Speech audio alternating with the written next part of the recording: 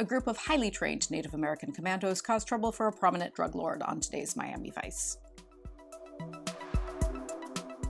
Indian Wars was directed by Leone Chasso and was written by, well, just look at these writing credits. So there are 5 credited writers on this episode, but they're separated into 2 groups. Michael Duggan, Peter Lance, and Robert Palm, all of whom are experienced Miami Vice writers, are the first group, while Frank Coffey and Carl Waldman, who also receive a separate story by credit, are the second group. It's not all that uncommon to see this, and it's not necessarily a bad thing, but because we've never seen this before on Miami Vice, it's a sign that something odd probably happened behind the scenes of this episode.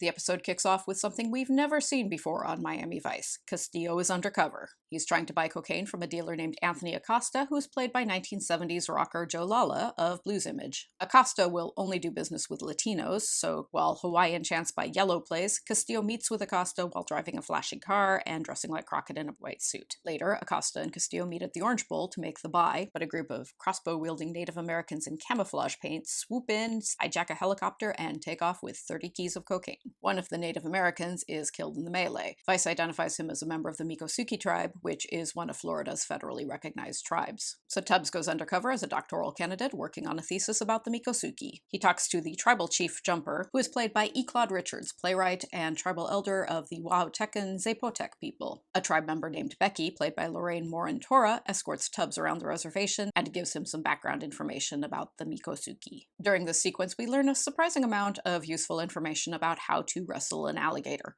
Spoiler alert, it involves belly rubs. Meanwhile, as still undercover, Castillo meets with Acosta and his boss Levesque, who is played by Joe Turkel, who was Eldon Tyrell in Blade Runner, which of course also starred Edward James Olmos. Levesque and Acosta reassure Castillo that the next drop will go much smoother. Levesque then meets with Chief Jumper to bawl him out about the intercepted drug buy. Levesque has been funding new projects on the reservation in exchange for Chief Jumper looking the other way, while Levesque uses tribal lands for drug deals, but some members of the Miccosukee object to this and have been violently sabotaging Levesque's business enterprises. While Castillo is undercover, Crockett has been placed in charge of Vice headquarters.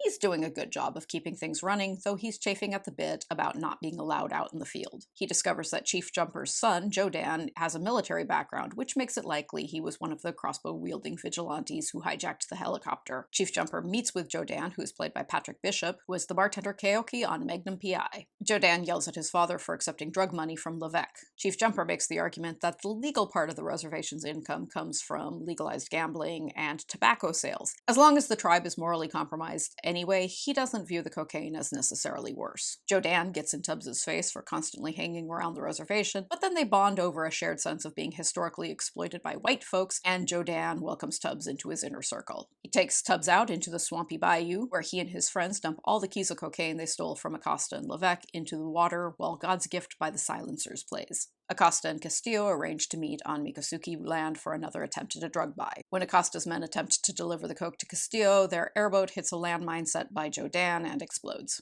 Frustrated by Acosta's inability to close the deal with Castillo, Levesque drowns him in his fish tank. Immediately thereafter, Chief Jumper is kidnapped, and Vice suspects Levesque is trying to clear up loose ends. Tubbs heads out with Jodan and his accomplices on a raid of Levesque's mansion to free Chief Jumper. Desperate to get in touch with Tubbs, Castillo calls his car phone. Becky happens to be passing by Tubbs' Cadillac and decides to answer his phone, which is kind of a bold move, and Castillo just outright tells her that Tubbs is an undercover cop on an assignment, which is also a bold move. Luckily, Becky turns out to be trustworthy, and she tells Castillo that Jodan and Tubbs are at Levesque's mansion. At the mansion, Jodan murders Levesque and his henchmen, but there's no sign of Chief Jumper. Back at headquarters, Trudy pulls Jodan's military file, which reveals that he was discharged on a Section 8 for PTSD. Crockett discovers that Jodan's disability checks are being mailed to a fancy penthouse, even though Jodan lives on the reservation. Castillo and Tubbs head to the penthouse and discover that Jodan has kidnapped his father to put the blame on Levesque. He also secretly kept all the cocaine stolen from Acosta and Levesque instead of throwing it in the water. When Castillo and Tubbs attempt to arrest Jodan, he throws himself over his balcony and plummets to his death. To get back to what I said at the top of this review, there are small indications throughout that this could have been an episode in trouble. There are a few instances of poorly dubbed dialogue to explain unclear parts of the script, and the pacing is sluggish at times, with a fair amount of filler. For instance, there's a very long sequence where Tubbs and Becky zip around the swamp on an airboat. Despite all that, this ends up being a pretty decent episode. One thing I always admire about Miami Vice is the way it takes full advantage of its setting by having stories that are very specific to South Florida and Miami. Having an episode focused on the Miccosukee is pretty smart. Carl Waldman, who's one of those many credited writers at the beginning, has written extensively about Native Americans, and this episode clearly benefits from his expertise. Another nice detail is how the episode uses primarily Native American actors in the guest star roles,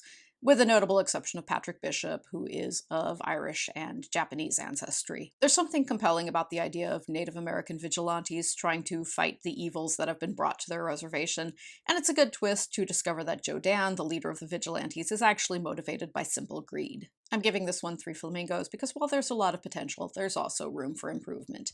Next time, it's the one with the creepy serial killer with the dolls. That's a good one, so I'm looking forward to discussing it with you. Find me on Twitter or subscribe to my channel, and I will meet you back here then.